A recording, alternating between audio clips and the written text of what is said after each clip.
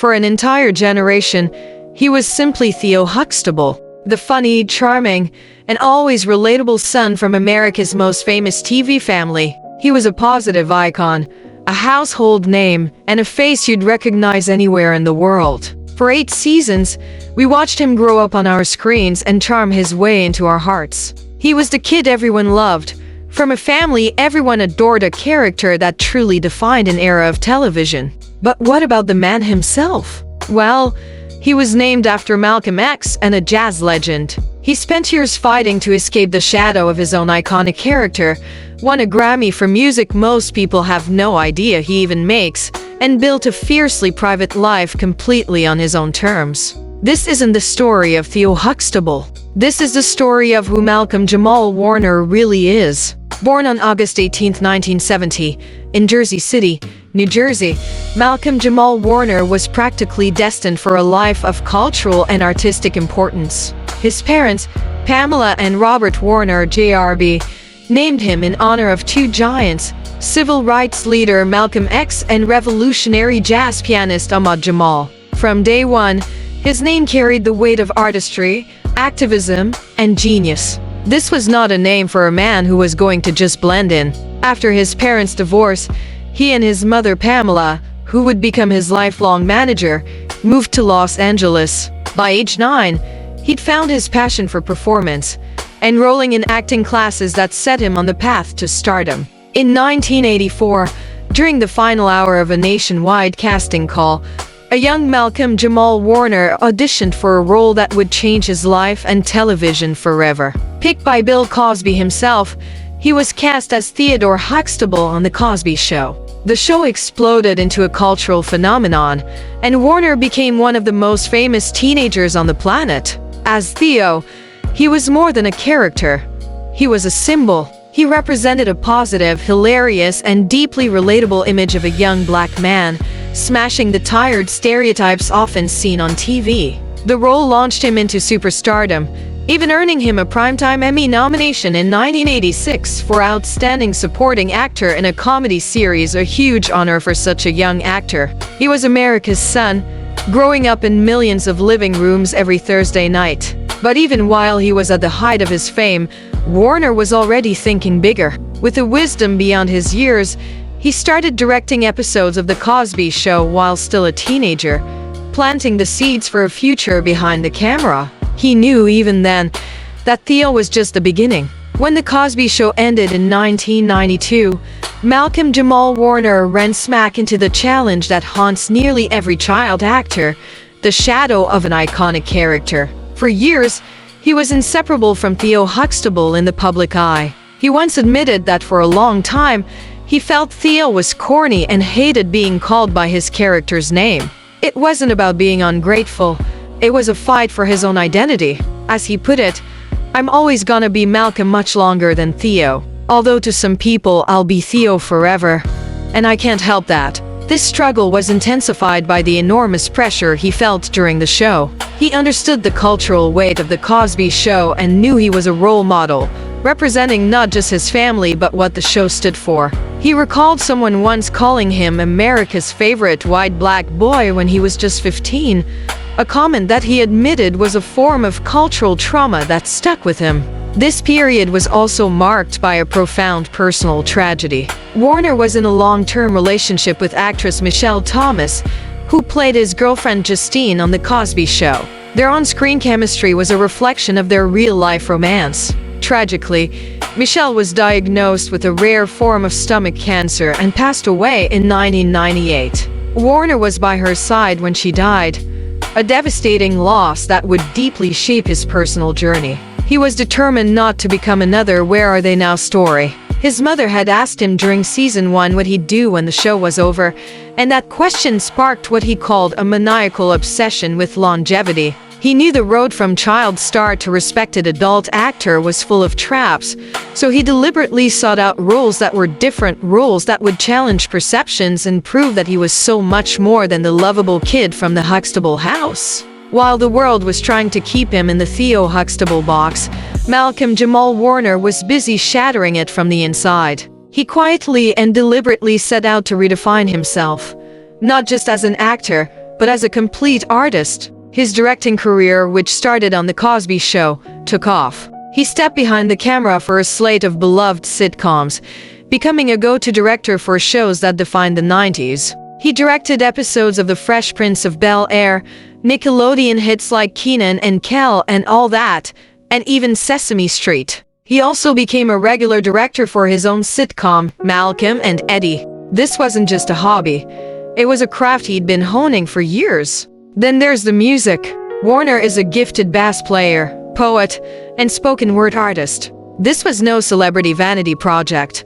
It was an authentic, core part of his identity. He released his first EP in 2003 and has since released several albums with his jazz funk band. But the ultimate validation of his musical talent came in 2015, a moment that remains one of the most surprising facts of his career. At the 57th Annual Grammy Awards, Malcolm-Jamal Warner won. He took home the Grammy for Best Traditional R&B Performance for his spoken word feature on the Robert Glasper Experiment's cover of Stevie Wonder's Jesus Children, alongside the incredible Lola Hathaway, a Grammy-winning poet. It's a title few people associate with Theo Huxtable, but it's a fundamental part of who Malcolm-Jamal Warner is.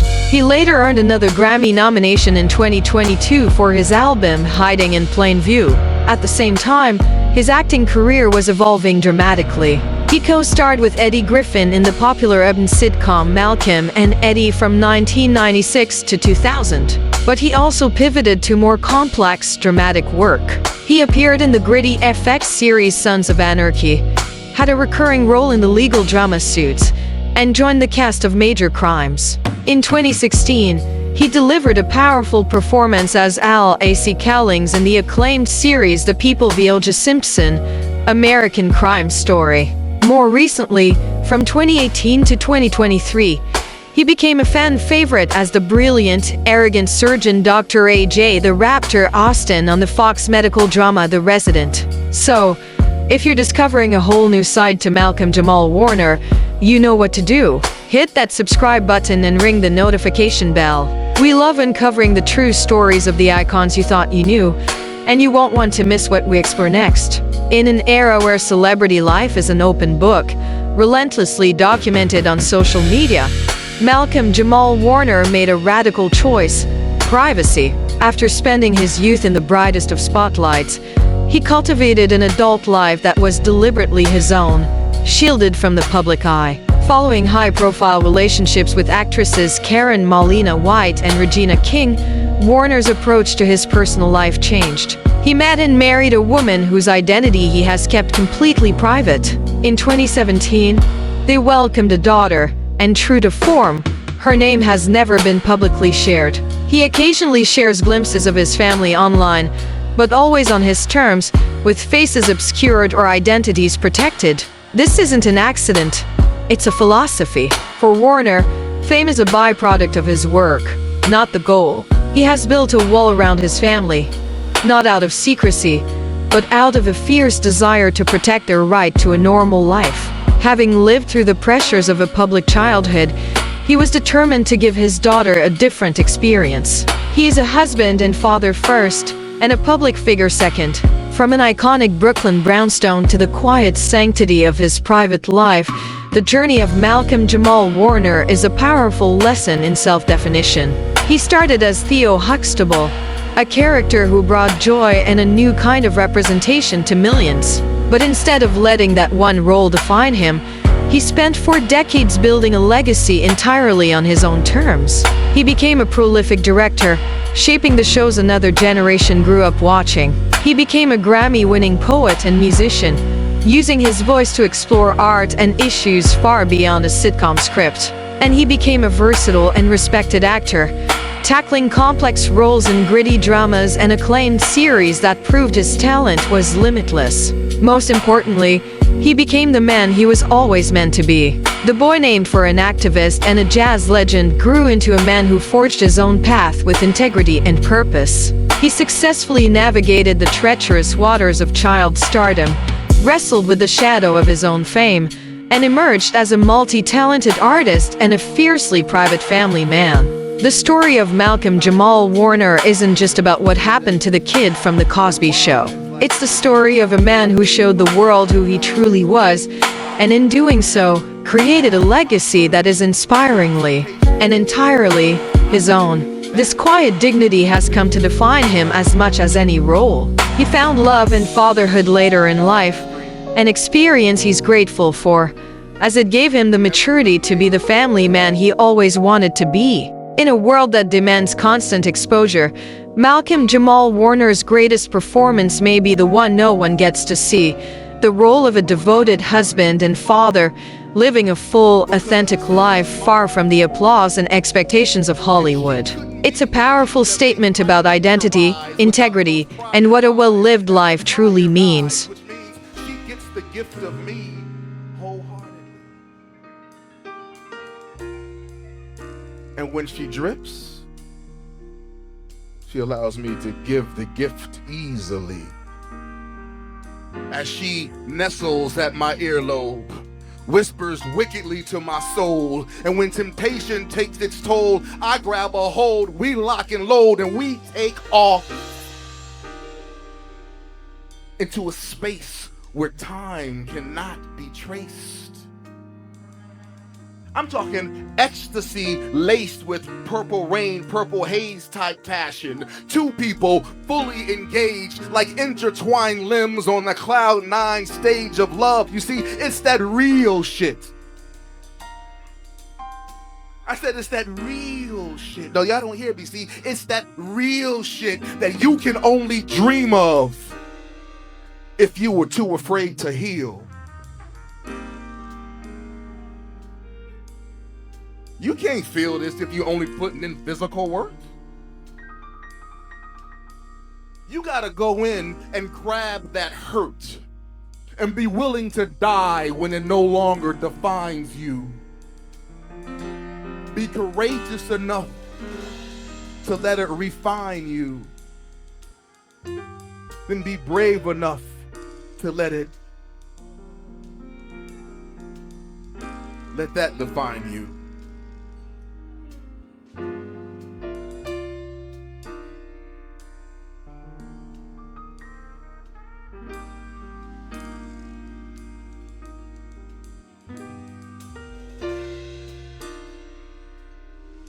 And maybe then you'll see the light. Their light. Their beam that highlights the best of you. And when that reciprocates, the love that you make will be greater than the total sum of your hurts combined. Each thrust bound by a bond. Each grasp gripped with grit. And each godly gasp given makes the sex extraterrestrial. You could have it too, but you have to be willing to build your own UFO. You see, this is no ordinary love. You be brave enough to do the work, and you too can have an extraordinary love.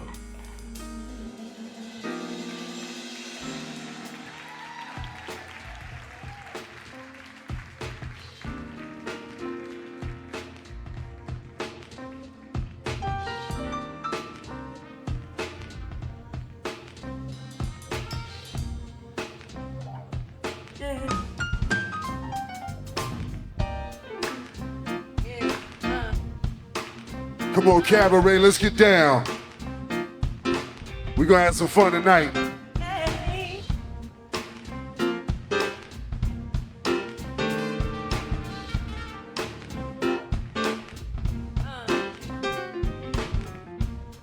I heard he sang a good song.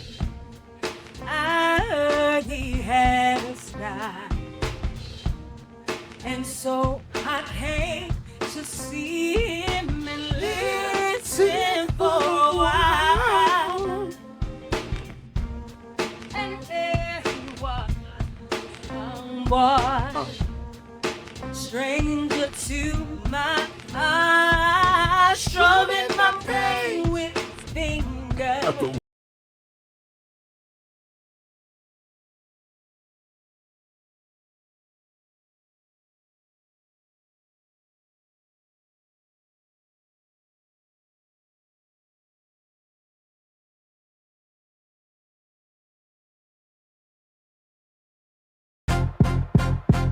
Hey, yo, you know the face, the sitcom son.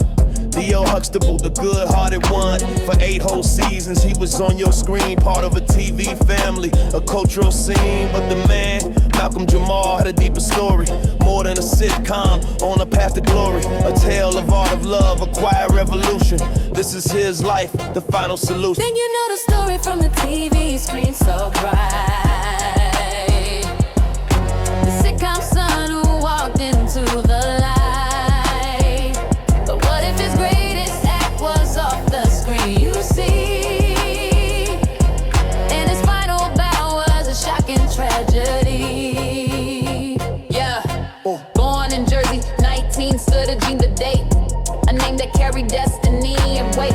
Malcolm for X, Jamal for the jazz master. His mom, Pamela, knew he'd rise up faster. She raised him in LA, his manager and guide. With discipline and passion right by his side. She saw his talent, got him in the game.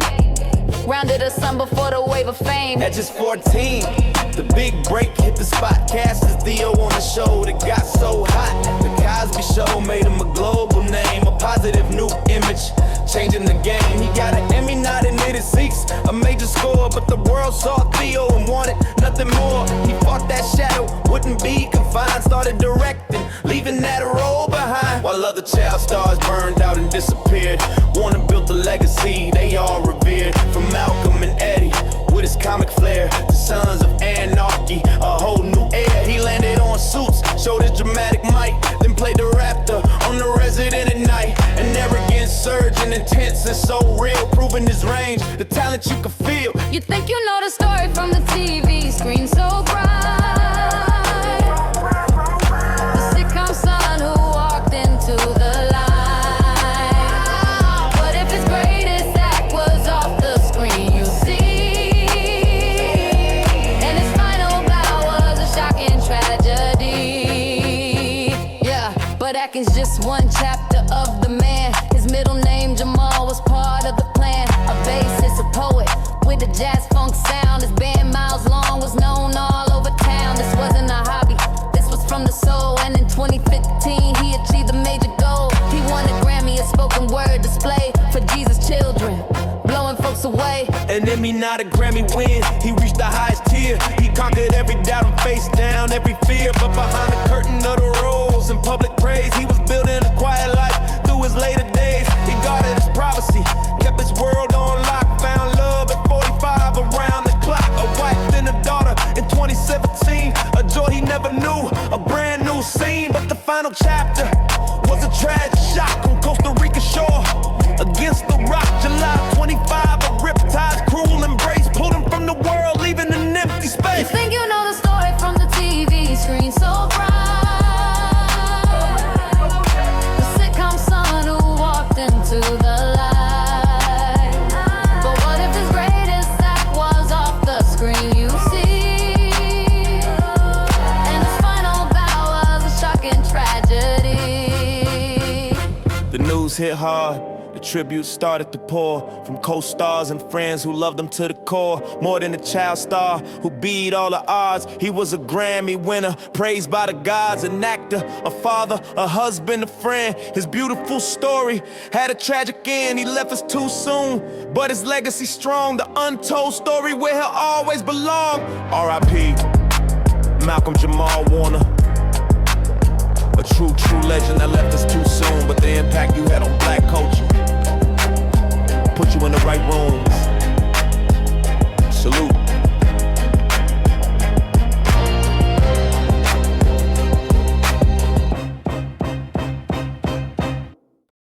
Well, now to the tragic death of beloved actor Malcolm-Jamal Warner, who authorities say drowned while on vacation with his family in Costa Rica.